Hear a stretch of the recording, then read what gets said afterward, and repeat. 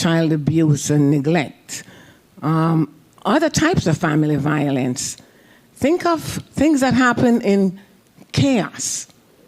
I've seen it where kids are defending their mothers from their own fathers, or vice versa. It's unbelievable. All of this is impacting, so I'm going to leave this little system out, because this system takes on a lot of other systems. So this is the family system. And then within this you have culture. But then you do have that big cultural system as well. If you're from another culture, like I came here from Jamaica at age 14, a long time ago.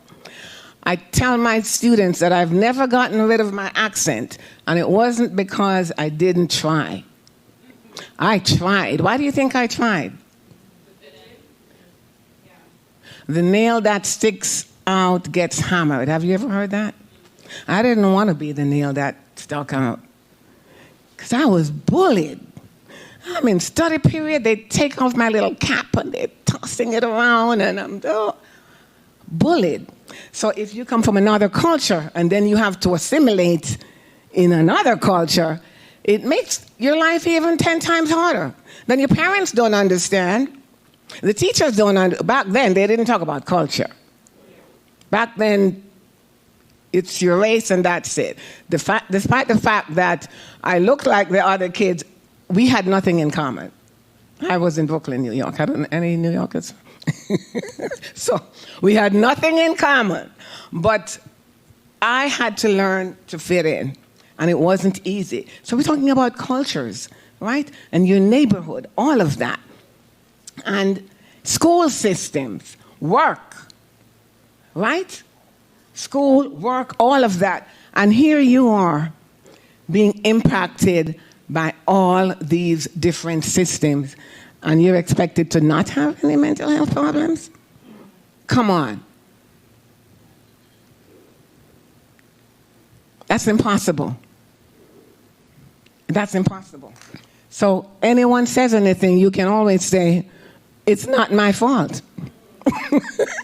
Right? Look at all these things that I'm being impacted by.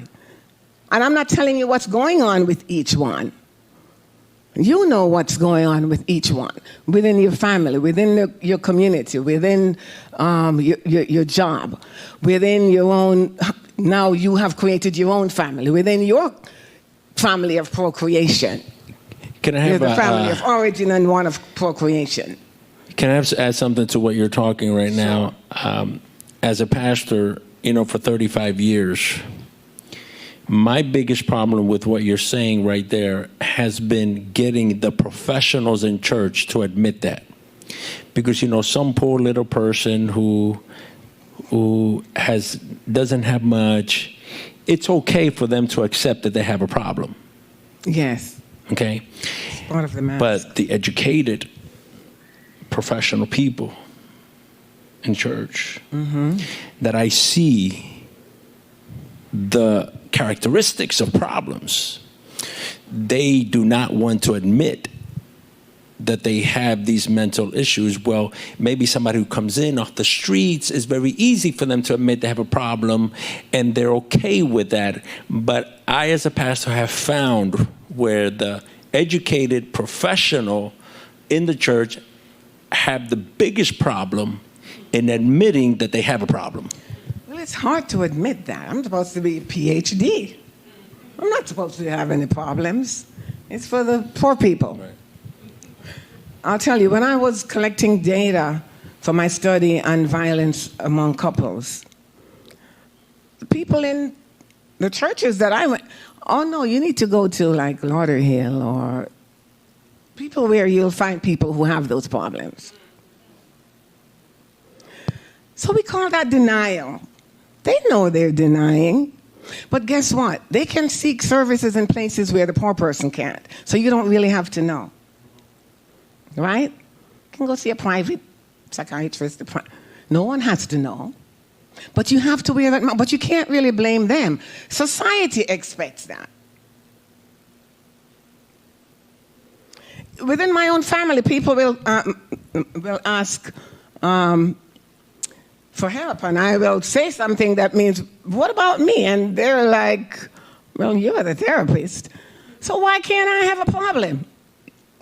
So it becomes difficult for me to say I have a problem because everyone expects me to have the solution. You see what I'm saying? So it's very difficult, and it's part of that denial and wearing that veil, because we have to present ourselves in that manner. But that denial then causes loneliness. Oh, yes. Right? Depression. Loneliness, depression, yes.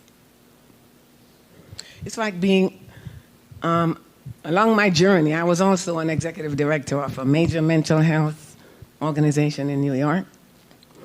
Talk about loneliness. It's like having a higher position. That's lonely. Same thing. You can't let anybody know. So you go to the bathroom and cry. Remember that's where I say you have your privacy. Yeah. So you find other outlets. So a lot of times society forces you to deny. Sometimes those outlets is not the bathroom. Sometimes it could be worse stuff. Oh, yes. I'm telling you what I did. It can be worse. I talked about just one unhealthy thing, which was substance abuse. There's greater thing than just alcohol. There's suicide. I didn't want to touch on any of that today. Suicide rate in this country is phenomenal. Doctors, medical students, suicide rate among that profession, medical students, very high. Shouldn't they know that they can seek help? But they're going to look weak. So this whole thing of us, men should be strong and the professionals should. Society has placed that burden on us. So it becomes very difficult to say, me too. You can't see my hand. I know you just talk about the doctors. And I think it's because I was watching something last night with a pastor and who made mistakes. And as a pastor or a church leader, you can't make mistakes. So it puts you back in that lonely spot, yes. Of course. And I'm watching this man going through so much. Nobody's going to believe that they don't expect the pastor mm-hmm. or the church leader to do those things, so they hide this. They're in that lonely place, they hide it. And I remember watching him thinking there's no way out, because he knows that God forgives him. He's right there when he's talking about God forgives him. But he's so afraid of the congregation forgiving him that he ended his life. But I'll tell you where he doesn't hide it. And that's in the home. And that's when you start looking at the relationship between the couple. His wife will know that he doesn't hide it. That's where you're going to see those signs, the anger, the feeling like I'm a failure, and finding someone to blame. The closest one to that person is the one who's going to get all of that. And then you both leave the house dressed and pretend everything is okay. So it's not hidden in the home. So that's something you also need to address in the church. Intimate partner violence. Because we think it's not here, it's here, and we hide behind scriptures. I mean, I'll be straight up with you. I think that if I were to make a mistake, I don't think the church would forgive me. That's not true. That's just right. That's us as pastors, is that I would never be in my mentality, I would never be looked at the same. Right. I would never be respected the same. And for instance, I believe that even though people say they do, they don't. But where does that come from? It comes from the people's view of a pastor. Exactly. Because of that view, us as pastors, if we're real, if we were to make a mistake, we would leave the ministry completely, because we know we would never be really. But you do make Forgiven. mistakes, Pastor, so how do you deal with Yeah. it? That's the thing. So right. So then that's the issue. For instance, my profession. That's why we have to deal with that, and I understand other professionals in the way that they deal with their stuff. And so maybe we can begin by just being vulnerable. Yeah. Just reminding each other that, hey, we're all human beings. Okay. We're all human beings. Be vulnerable. As a professional woman in medicine, it gets stressful, very, Yes. very stressful. So there was once, a few years back, I decided I'll go and see a psychologist, a therapist, to see if they could help me to deal with the stress, because burnout is real. Yes. So I went, and what she had to say to me, I'm like, you're not telling me anything I don't know. Why am I going to come back for this and pay my money for this? So I never went back because I didn't feel it was helpful. Go home and write out these things that bother you. I don't need you to tell me to do that. I can do that on my own. Yeah. So maybe there's the reasons why, professionals don't go and seek out help is because they don't feel they're being helped. They're pride. Pride. Therapy doesn't work overnight. So going once or twice and saying, they're not helping me. When I first graduated in 19... And at that time, I was doing clinical work. We had a lot of kids, and usually they referred from the teachers, conduct disorder problem. And the parents, I would say, I need to meet with you. Oh, no, but Johnny is the problem. And 3 weeks after, it's like, well, Johnny is not behaving in it, so what are you doing? So you expect to drop Johnny off 45 minutes once a week, seen Johnny 3 times, and you expect him to change. And you don't want to be a part of it because it's Johnny's problem. Johnny is just the one who is showing up the family problem. I want to see you, but you don't want to get involved. The professional goes once, and if you're a physician, it's like, well, I'm an MD anyway. What do they know? They don't know anything. I know more than they do. And you forget that in that office, you're not an MD. You're seeking help. And let's face it, you're not going to pour your heart to someone in the first, second, third. It takes building a relationship. I had a client come in. I told you, every now and again, I see some clients because I like to use it to teach too. So when I'm talking to students, I have new material. Not giving clients names or anything, any indicators of identifiers so that you can identify. But I had this woman, she was 63 years old, referred by her physician who couldn't find anything wrong with her. She walked in and she stood at the door and she said, I don't trust anybody. I said, okay, I don't blame you. Why are you here? My doctor said I should come. What made her say that? Oh, she thinks I'm depressed. What did you tell her that made her... Do you see what I'm saying? And I said, I don't blame you for not trusting anybody. Trust should be earned. I don't expect you to walk in here and trust me. You don't know me. But maybe if you're giving me a chance, maybe I'll earn your trust. How is that? She sat down. The fact that she sat down told me, okay, you've hit a button. Do you see what I'm saying? So when you're a professional, it's hard to seek help because you go in there thinking, you're already doing this. Like, what does she know? I told you I'm training therapists. They're going to have their masters in social work. Let's say you're a physician. What does she know?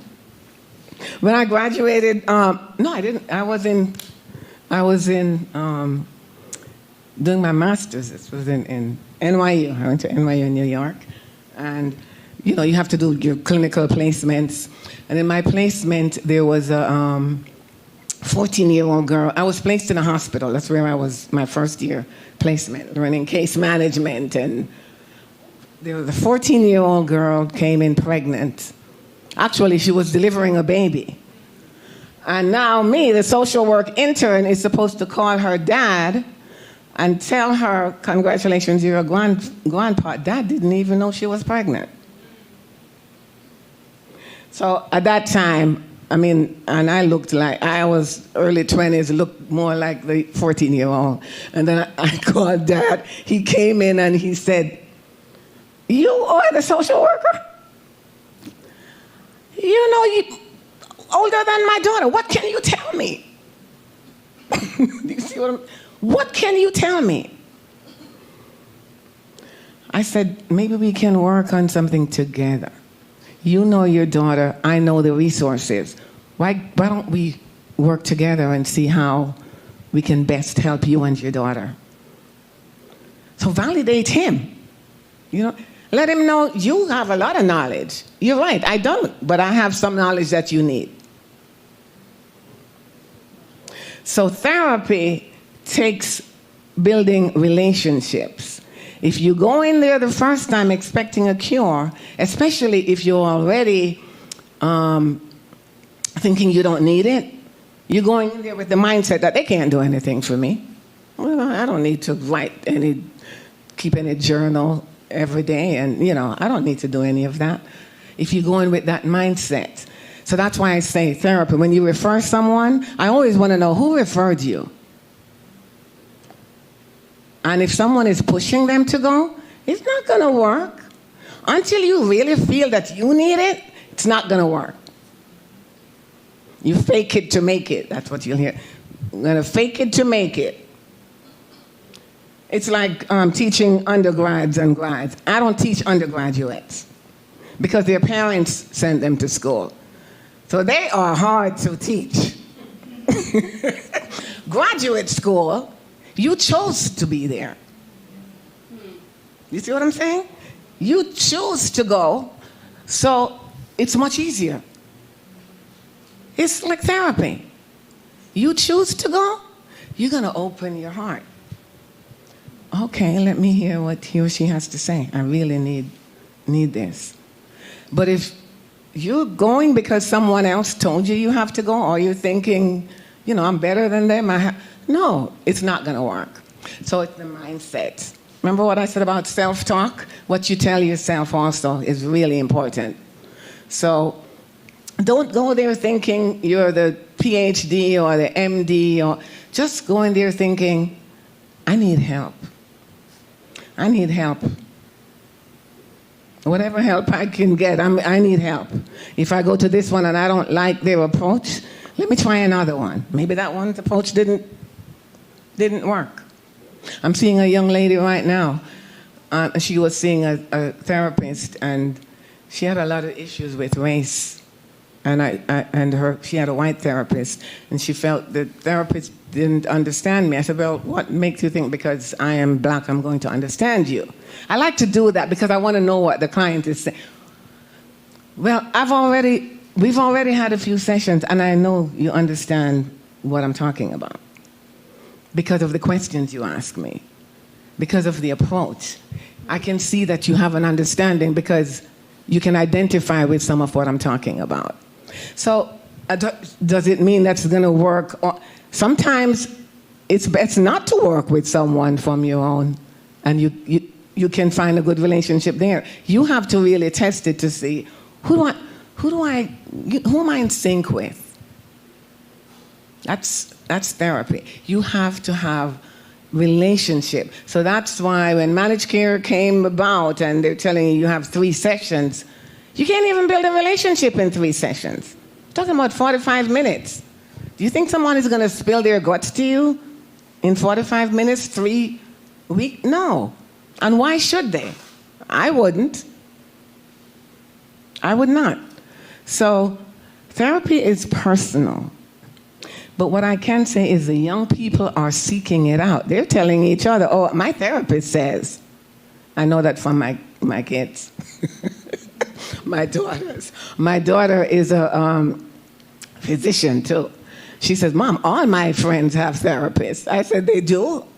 And all her friends are lawyers, doctors, business. I said, they have therapists? Yeah, and they're paying good money. I said, oh, I need to come up there and make. One of the things that I discovered in going to therapy is how much knowledge we all have about ourselves within us. Yes. And Yes. and I realized that that's what a therapist helped me. Therapists helped me to say in words, to speak my knowledge of myself. Yes. And there was a lot of help in just speaking my knowledge of myself out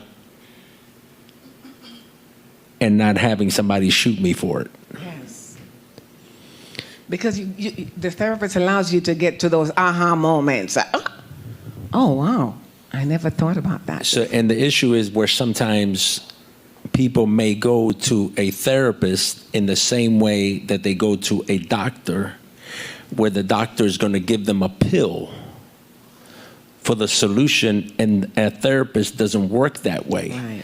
A therapist is going to help you with what you have inside, and they're to develop that. They're not there for, the therapist doesn't create a cure for you. He doesn't give you a prescription. Right.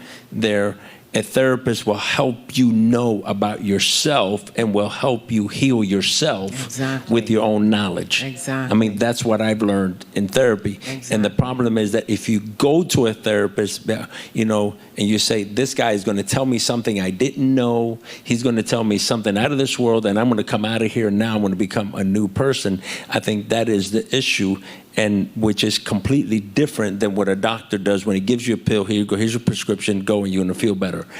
And a therapist is completely different. I mean, I don't know if I'm... Oh, no, you're right. You're right. And I'm just thinking, oh, yes? Dr. Victoria, thank you for all your info so far. Pastor, the word you wanted is unpack. That's a contemporary term. The therapist helps you to unpack yourself. Right. There you go. To vocalize and realize your experiences so you can actualize them. So, Dr. Victoria, what I hear you say is we need to be humble if we go for Yes. therapy. Yes. And I wanted to tie that into to what the Lord tells us. He Yes. dwells with a humble and contrite spirit. There you go. If you want to know the truth about yourself, and God is the truth, the source we should be getting it from as Christians is from our Master. And our Master has told us you need to humble. If you are humble and contrite, I will dwell with you. So you will be told about yourself once you're a humble and contrite person serving your God. It's not easy. So sometimes we need help. Go ahead, Gina. Go ahead, Gina. One of the things I would like to mention is the fact that illness also contributes to this situation. Yes. Because, you know, I used to be a very active man, right? And then I got ill. And it's one illness compounded by another one. So all of a sudden, I am here. And what I am having a problem with is the fact that my wife has to deal with me, right? And that could be very, I don't want to say annoying, but that could be very frustrating at times, right?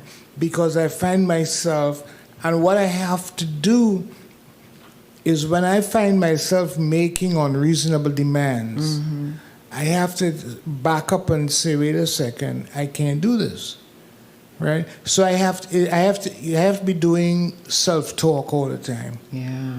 right? Because I'm talking to myself, because I'm realizing that I'm making unreasonable demands, Wow. right? But that comes from the fact that I feel as though I'm in no longer position to really just do stuff myself, right? So I need to ask for help.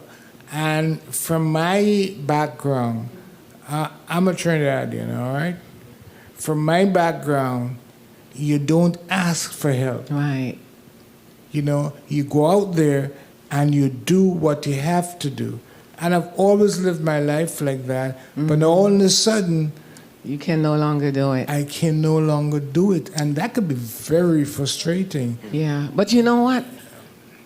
What you're telling us, if you say that to her, she'll really want to do it. So I'm afraid of that. No. I mean, that's empathy I'm hearing. I'm hearing a lot of empathy. Wow, I know I'm being unreasonable. I am sorry, but I really need help. I think you should say some of that to her. Honestly. She'll do even more. Could I see the doctor said? Always.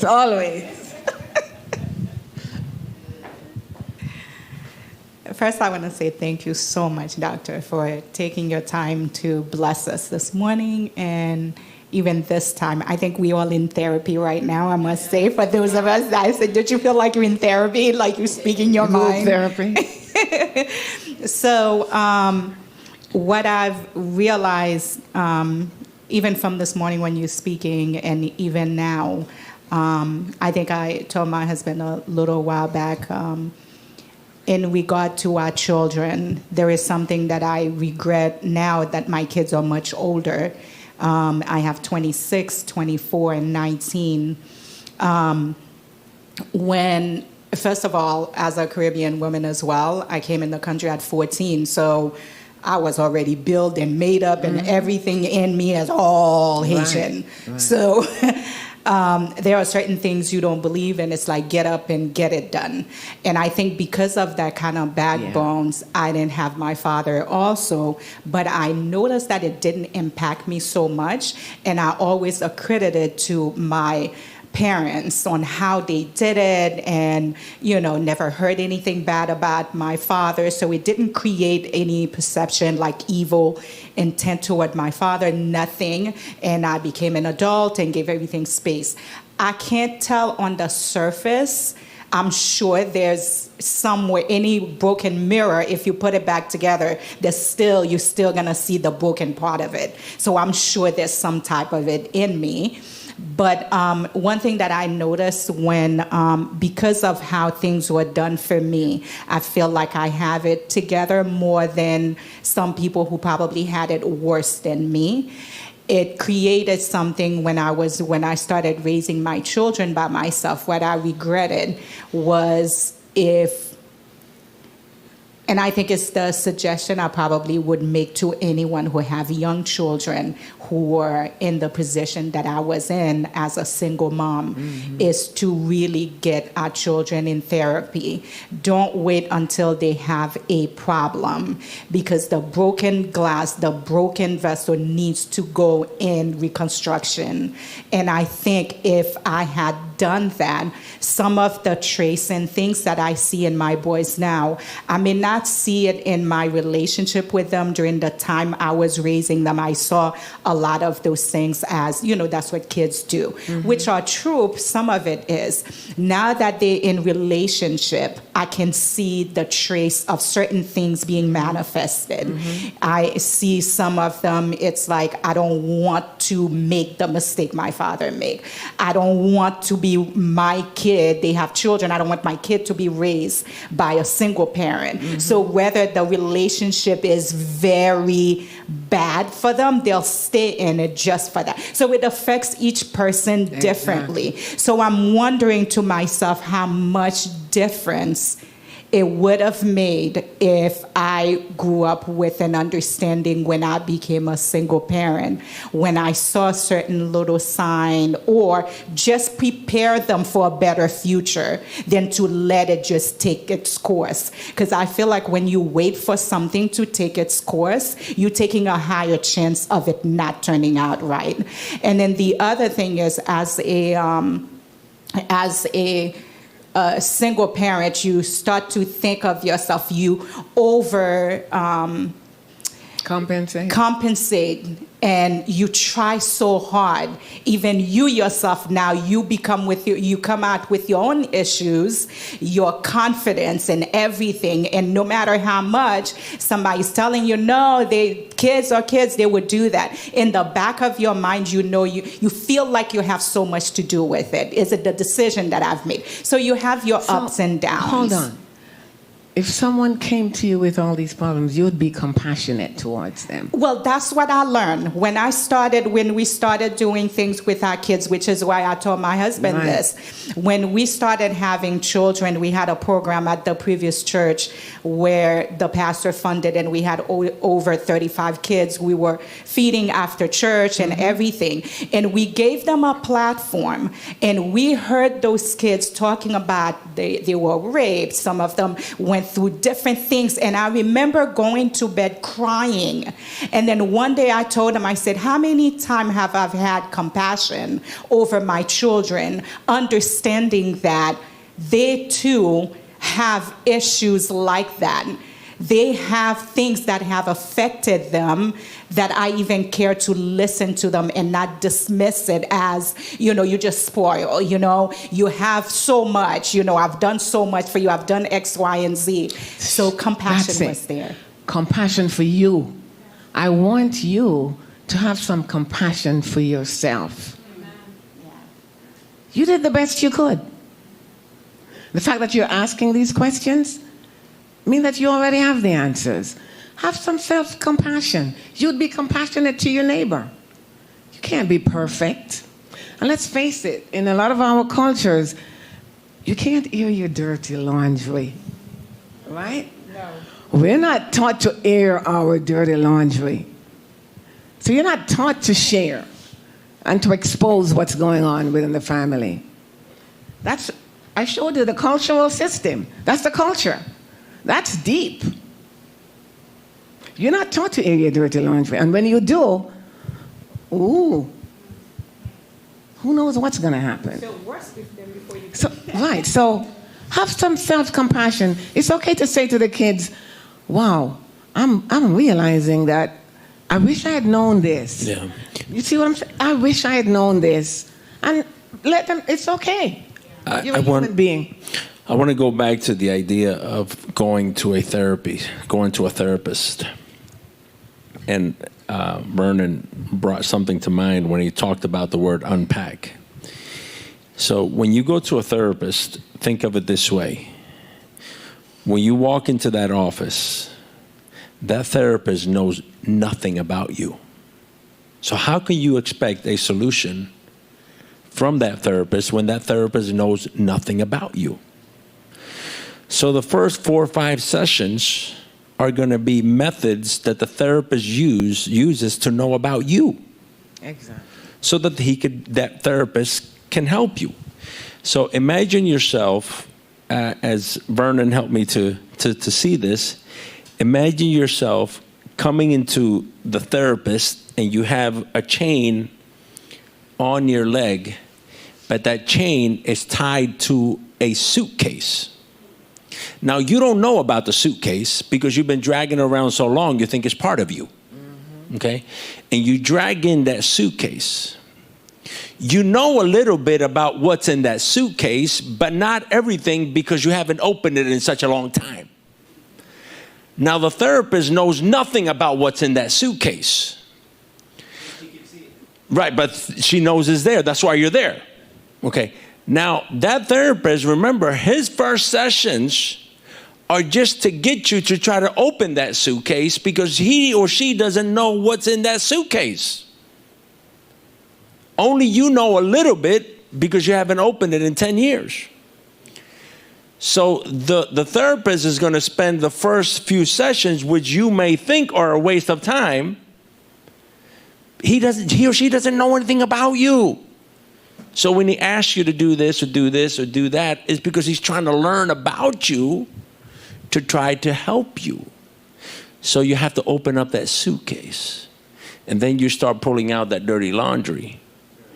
Now, after 4 or 5 sessions, that therapist begins to think of strategies to help you to overcome that. But you can't ask them to give you a solution or to help you when they know nothing about you. So I wanted to come back to that because I want you to know what to expect so that you can be patient. Because the most stupid request that you may think is stupid from a request is the therapist is trying to learn about you. He's not trying to give you a solution right now. They're trying to learn about you because they don't know you. Oh, thanks for that. And just to add to what you said earlier about being humble and going to God, God knows everything about you. So you don't even have to tell him. He knows, but it doesn't negate the fact that he has put other people here on earth to help you as well. Since we're on the topic of single moms, as Gina was speaking, and I was almost screaming it at you from over here. I was like, have compassion on yourself. It's what I have to tell myself all the time because I'm really, really hard on myself. And any little thing that I see, if he loses his temper or if he whatever, I'm like, did I raise my voice yesterday? Did he learn that from me? Did he watch a show where they were speaking back to their parents? Like, did he? And then I have to go like, it's okay, Carrie, he's 2. He's learning how to speak. Like, it's okay, he's 2. And I, too, want to put him in therapy because I just think that it's needed, period. Whether you realize you have a big issue or not, I just think that we all need a safe space where you can go and speak. And if you don't want to come and speak to mommy, at least I know you have a therapist who, if you say something crazy, they'll let me know. And you know, you have kids, if they don't want to go to mom or dad, maybe there's an aunt or an uncle that they like, a cousin, somebody. They just need to have an outlet. Yeah. So encourage that. So in our group therapy session, I'm saying this for any other single moms that are watching that are basically, beating themselves up or whatever the case may be. It is ridiculously tough. I saw my mom do it for quite a few years before my stepdad came in the picture, and I pray that I have the same experience from mine, that he gets that figure to look up to. But I don't even know what I wanted to say on the mic. I just wanted to say that it's tough. And I have to constantly remind myself to love myself. I have to constantly remind myself to breathe. That is my biggest thing. Yes. Just take a breath, just breathe. I just told Gina I opened up my gift from the Women's Day. And last night after the baby went to bed, even though I was exhausted, I did like a face mask and I put on the little gold things under my eyes. I don't know what they're supposed to do, but maybe they'll help. I don't know. And I just laid on my back for like 30 minutes in his room because he's taken over my bed. And but you know what? And just took a minute. Yeah, you're ahead of the game. I like that because we were raised to think that when we do that, we're being selfish. And I'm learning that it's okay to take a moment for me and to treat me, and that every time I do something for me, I don't have to do something for the kid. Yes. So I just wanted to say that out loud for any other moms that are just like, I have to. We're doing the best that we can, period. Yes. And if you're not healthy, you can't take care of anybody. That's why when you go on the airplane, they tell you, have you thought about that? But even if you have a child, buckle your seatbelt first. I remember the first time I heard that years ago. I had my little daughter with me. I'm like, what's she talking? I have to buckle my daughter. Then I thought about, because if something happens to me, who's going to take care of her? Yes. Yeah. So that's the same thing. And I'm glad because you're taking care of you doesn't mean you're not taking care of him. It's the opposite. Yes. Doctor, I have a quick question. As you were speaking earlier with Sagithia, I saw a real parallel with the gospel. Like when you're trying to share the message with someone, no one's going to embrace it because they don't feel they need it. They come in and they're like, I'm not getting anything from this, right? And you're ready to leave real abruptly. So how do you bring a person to recognize their need? Because you said that if somebody's coming to you because they're forced, they're not going to get anything out of it. How do you bring a person to recognize their need for something? It's your approach. Your approach. When you for example, speaking of the gospel, when you're preaching to someone who says, I don't believe, and you're still preaching, you're doing the same thing and you're realizing you're not getting any new result, you need to think about, what's my approach? What am I doing that he or she is not hearing me? So maybe you ought to start listening to them. What are they saying? Exactly. You're not asking the right questions. You're pushing. You're shoving. No one wants that. Being married for how many years, you get to know to let your husband think he's the one making certain decisions, you're really making it. Now I'm giving away secrets, Pastor. And his spouse, right? Oh yeah, wouldn't that look nice? Yeah. And then next thing you hear him saying, oh, I bought because I said, yeah, that was a nice idea. Thank you. That's it. And the thing is, that works both ways. Exactly.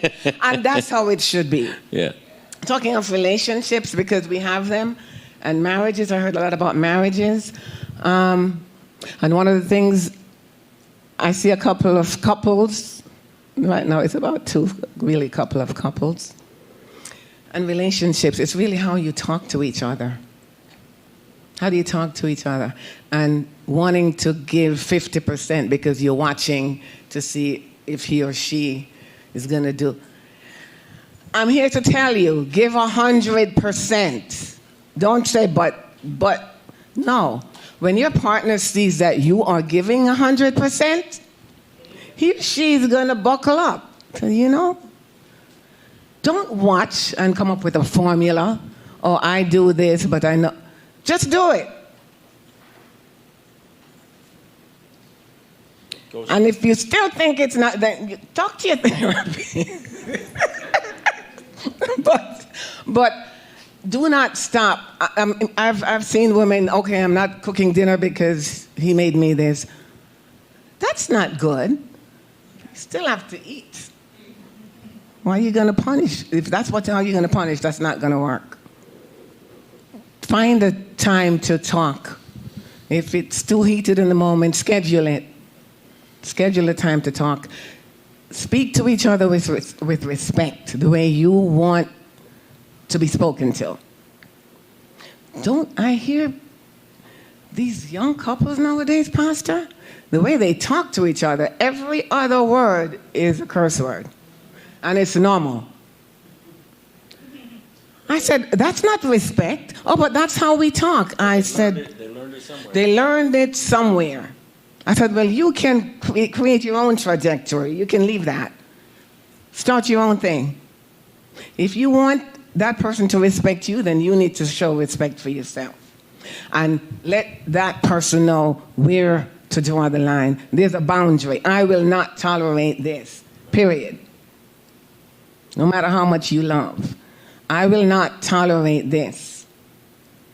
Over time, that person will know. Okay, I need to respect that and not draw the line. And just know how you talk to each other. Don't put each other down. In a marriage or a relationship, there is no winner if one of you win the argument.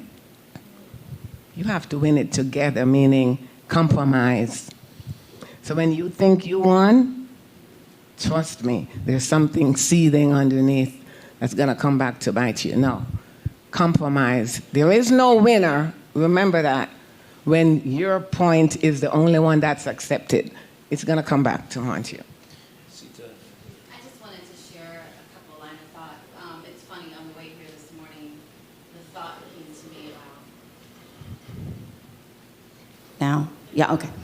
So on the way here this morning, the thought came to me. The word says we are born into sin and shaped into iniquity. Wow. Right? And I don't know why I had that thought, but what it says to me is that we're not even given a chance, right? We're not even given a chance that we're already born into perfection. We're already born into sin. You're right. And so the counterintuitive thought to that is, but now as adults, we're trying to perform in a state of perfection. Yes. Right? The cultural aspect of all of this is real. So I'll tell you guys, I'm Guyanese. My mother has been here. We've been here for about 35 years. So I was 8 when I came.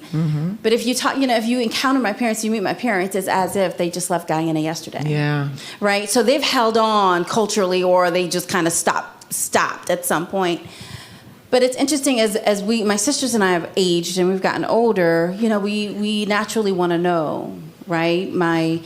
But I find that when we ask my father questions or my mother questions, they think we're prying. Yes. And they get defensive and they don't want to tell you. Like, it's as if they're exposing the family, yes. right?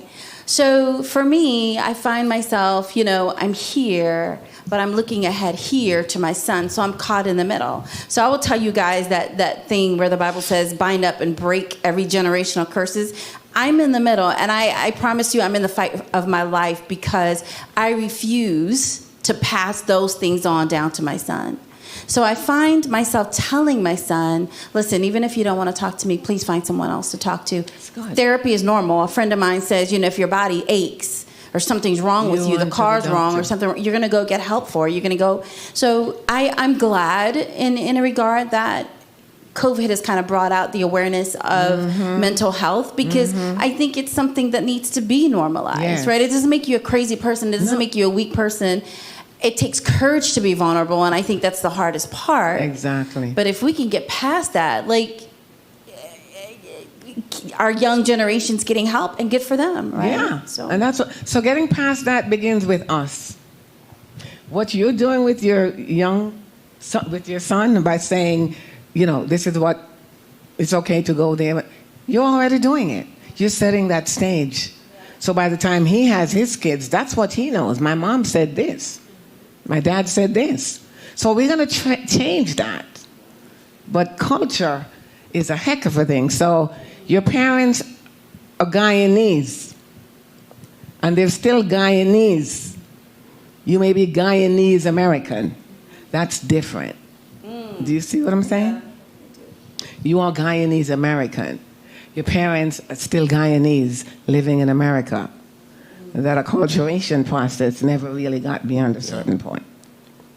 But for you, it did. One of the things that I've mentioned two things. One of the things that has helped me in my life that I've come to accept. I've come to accept that I am not a perfect husband. Really? I've come to accept that I am not a perfect father. I've come to accept that I'm not a perfect pastor. I've come to accept, and I've, not that I don't want to get better, but I've come to accept that I'm okay with that. And I've told my parents, I'm not a perfect father to you. I've made mistakes as a father, but you're just going to have to take it. That's just the way it is. Yeah, this is me. Yeah. And this is, I haven't been a perfect father. Haven't been a perfect husband. What's a perfect father? You're right. We don't even know what perfection is. We don't even know what it looks like. That's why when Adventists talk about perfection, I ask them, can you please explain perfection to me? We don't even know what it is. We've never seen it. So the thing is, I know that I'm not, and I'm perfectly okay with that. The other thing I wanted to, this whole idea that you guys just brought up, talking about, American, and that's always been a big issue for me, and it's been because I came when I was 8 years old from Cuba. My parents came here, and where I think that a lot of family therapy is needed, and I emphasize family therapy, is to our immigrant parents and children brought up here. And there's a bigger difference with the Hispanic families. Here's why: because of the language. Yes. You will find that at 12, 14 years old, the children are leading the parents. They're reading letters to their parents. They're interpreting to their parents. They become the go-to from the parents for everything. Hey, listen, I just got this letter. Could you translate it for me? My parents would get letters from the school, and I would be like, it says that Juan Labrador is one of the best kids in school. We congratulate you parents for bringing him up so perfect, you know. And but the thing is, my father, he needed to go to the doctor, Juanito, you know, or you know, Macho, I want you to go with me. You know, I want you to go with me. I would translate for my father. My father needed to buy a car. I would translate for him. And so the roles get switched. Reverse, and I've always been about that. And in fact, I used to give a seminar when I was at chaplain at Greater Miami Academy, mostly to the Haitian churches. I would go to the Haitian churches and I would talk to them about that, because I had the Haitian students in the school, and then I had the parents. And there was such, and the thing is that I realized that in that area, there is a lot of family therapy that must be done, because if not, by the age of 12 and 14, there's a large disconnection, and the kids grow up without parents. When I first graduated with my master's, we're talking way back then, that's what was happening, because we didn't have licensed, a lot of Spanish-speaking therapists. So here the kids are being referred with conduct problems, and the parents, the kids are the ones telling the parents what we're saying. And I'm saying, something is wrong. Yeah, that's what was happening. Language barrier. The parents don't know. So you're talking to the parents, and the child is saying, oh, Mom, you know, this is what they said. Yeah. I don't know if they're telling He just said that I'm right. Yes, that's it. So you are perfectly right. But thank God now we have a lot of trained. But a lot of times these old time parents that come from the islands don't feel I'm not going to no therapist. I'm not going to go. They're not going anywhere. They're not going to. They're not going to any stranger to tell them their business. No way. Okay. So, doctor, we're gonna wrap this up. What time is it? My kids are all grown, but that's where the problem is. So my initial question to you, which what I was asking was for more, because even today I have a friend who just texted me while I was here, because they couldn't really see it. They had some issue. They couldn't watch the whole thing, having issues with their kids, and that's when it came to my mind, and I'm like, you know what? My kids can relate to that. Do you think it's a better idea when, let's say, a person is going through some type of separation, divorce, or anything of that sort, to not take for granted that it's a better idea to start the kids on therapy, to kind of have someone to talk to about the situation that's happening at home, because we know mom and dad aren't the best people you want to speak to because they're going through their own thing. Do you suggest that we start those type of therapy beforehand? Because that's what I was saying. I'm like, you know what? My kids are in their 20s now. I see them in a different light, seeing them in relationship now. I can see the difference, them being in relationship. If they were able to get therapy prior, when a separation or a divorce, is it better? Do you recommend that? So, and what I'm going to say to you is, remember I said the way you parent teenagers is not the same way you parent little kids. I'm going to talk to the kids. You know, Dad and I are going through a rough time right now, and it's really concerning me about how it's going to affect you. I would like to, I want to offer you this. And is that okay? What do you think? Let them be a part of that decision, because if not, they're going to go there and like, what Mom brought me here. I had a kid once come in. I'm not talking to you. Dad thinks I need to come. Okay, so I said to him, okay, this was a while ago. Well, we have an hour together, so what are we going to do? She said, I don't care. It was a young boy. I don't care. I'm just going to sit here. I said, okay, I'm going to do my notes. You want to help me? I said, you're going to do your notes? my dad's paying you. I said, but this is your time, but you can decide how we use it. So if you're going to sit there, I don't want to waste it. I'm going to do my notes. So I pretended I'm doing notes. And he's getting angry. Like, this is ridiculous. My dad is paying. I said, but you have chosen not to use the time to discuss why you're here. Well, I don't need to be here. He thinks I need to be here because of. Right? Yeah, exactly. I said, oh, he thinks because. But did you talk to him about, whether this was a good idea for you? Yeah, but he doesn't want to listen. I said, oh, that kind of sucks. He doesn't want to listen. You got to talk their language. You can't sound too grown up. No, he doesn't want to listen. Whatever happened next, I said, why don't you sit in my chair? Sit in my chair. I'm going to sit in your chair. Tell me what you would do. How would you handle this? So he started questioning me as the therapist. So then I know exactly what is going on with him based on those questions. You see so you have to be strategic with kids, but you want them to be a part of the process. Don't make all the decisions for them if they're teenagers, because they're going to come and they're not going to think there's anything. It's mom. They're the ones getting a divorce, not me. That's what they're going to say.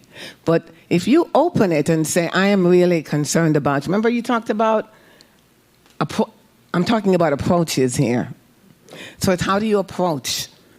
You can say, I'm going, and I think it would be good if you go. Whatever. But it's the approach. Don't force them.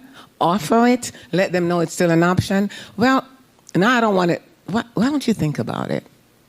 It's the offer is, think about it and let me know. Or maybe we can go together the first time. You can check it out, see how it is. But have them be a part of the decision. Don't make all the decisions for them, because they're big. What time is it?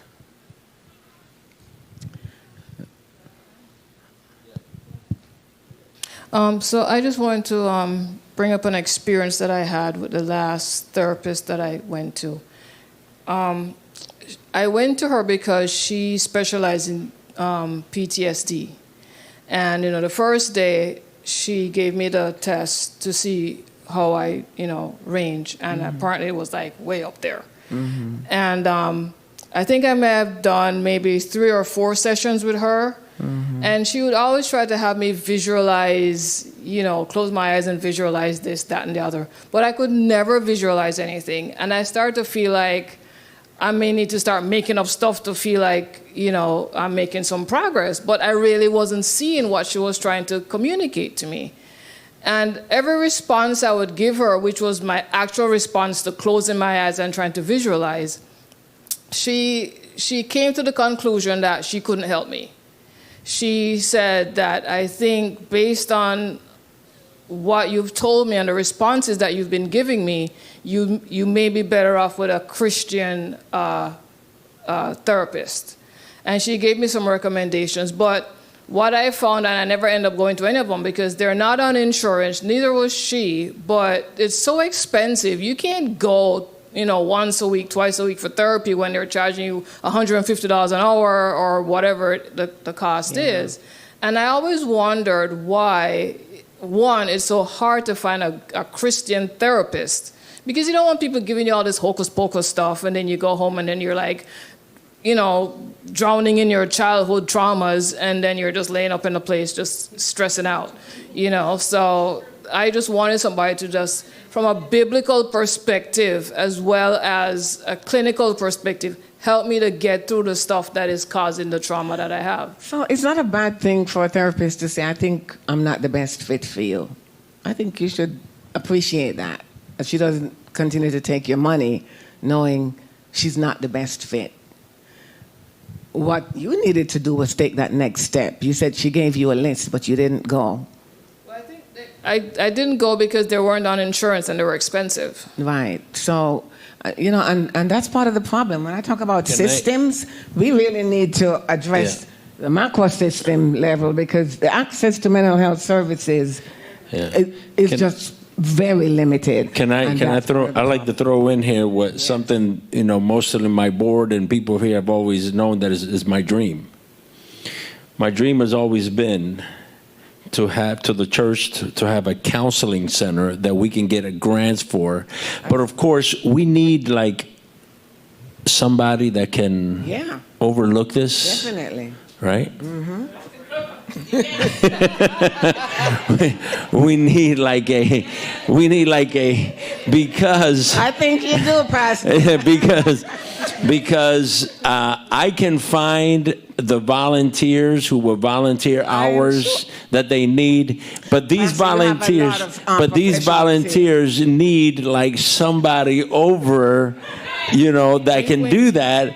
And my issue has been finding that one person who can. I bet you they're here. I got you.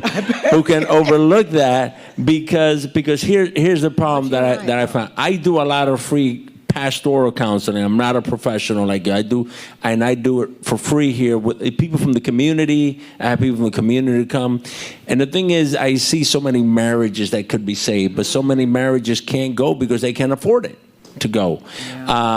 And there are some people who don't get help because they can't afford to get it. And I've always thought, I said, it'd be great for us as a church to have a counseling center where we can actually apply for a grant. And we do have grant writers back there that can help us out with that. That's a great idea. But the thing is that there's always my main problem has always been to have that one person to overlook the program. You can check with the foundation or whoever is giving, if it's a government. That's not the answer I was looking for. They might tell you. It doesn't have to be a clinical person. Yeah. But anyway, that's been, and Fern, you touched on a subject, that's always been my heart. It's always been one of the things I've always wanted to have in our church is to provide a counseling center, because there are a lot of counselors out there that will come and give you 2 hours a week. Yes. And you can have 20 counselors that if they each give you 2 hours a week, that's 40 hours a week that you have of counseling that you can provide.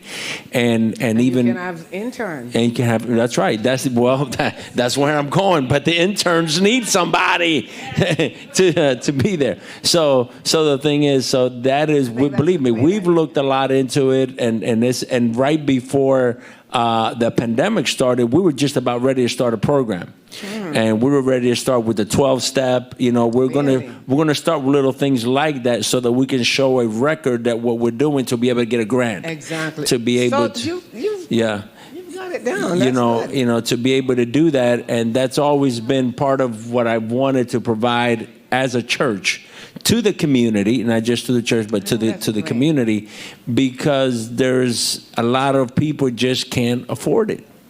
That's an excellent idea, and I wish every church would have that type of service, because it's needed. And then you can sort of control who is hired. We talk about Christian therapists and just the approaches that you want used. It's a great idea. But anyway, I think our time has gone. We're ended, and there are some places that a place that I recommend to go to is called, if anyone needs, it's called Spanish River Counseling Center. It's on Andrews and Yamato, okay, St. Andrews and Yamato. And it's a big Episcopalian church that's there, and they have a counseling place, but it's professional. It's nothing. You do have to have insurance and those kinds of things. But I want you to know, we as a church, we have paid for people who have needed to go, and we have provided financial help as a church for people who've needed to attend. And I don't think anyone should not attend. If you're in this church, you should not attend because you don't have money to go. Right. We will help you with that. If you do that with specific agencies, you should negotiate a rate for the church. So we can do that. I think you had another place. Yes, there's a place that's on. I forgot the paper where I have that name. So I I have taken people for him to that Spanish River place. As a matter of fact, the doctor there I know very well too. I just found out he's the PhD over the whole center. Right. Which I put a call to him. I'm working out to see if when we refer someone, if they will work out like a discount, like an affiliated source for us. And the other place, because I know most of our people from the church live in West Palm also. So I know you're probably already thinking, what, that far? So I placed a call, and I'm waiting on the manager of the center to call me so we can work out some things. And I don't want to give any information until I have everything concrete as far as the pricing. But they do guarantee me that they have Christian counselors also. Great. And but let me tell you, when it comes to counseling, people don't mind far. Some people like far. Yeah.